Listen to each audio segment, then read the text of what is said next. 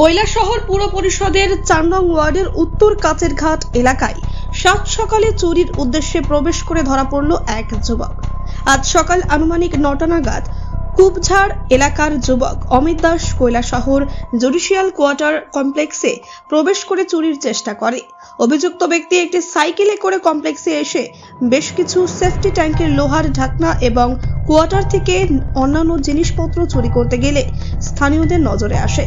স্থানীয়রা ঘটনাটি দেখে দ্রুত তাকে আটক করেন।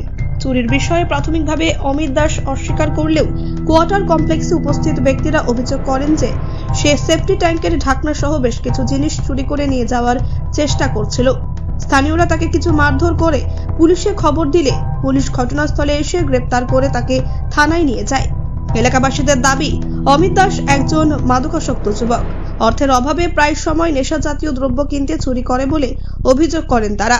এ ধরনের অপরাধে জড়িত থাকার অভিযোগে তার বিরুদ্ধে ইতিপূর্বেও বেশ কয়েকবার অভিযোগ উঠেছে বলে স্থানীয় সূত্রে জানা গেছে।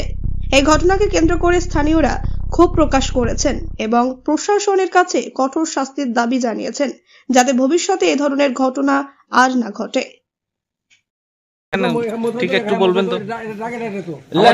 আমাদের কোয়ার্টারের পেছনে সেফটি ট্যাঙ্ক আছে, সেফটি ট্যাঙ্কের ঢাকনাগুলো লোহার।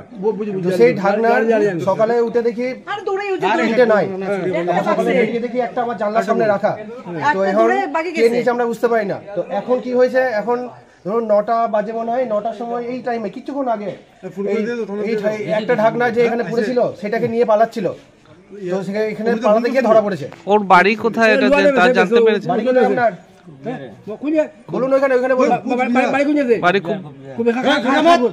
কি নাম? অমিত দাস।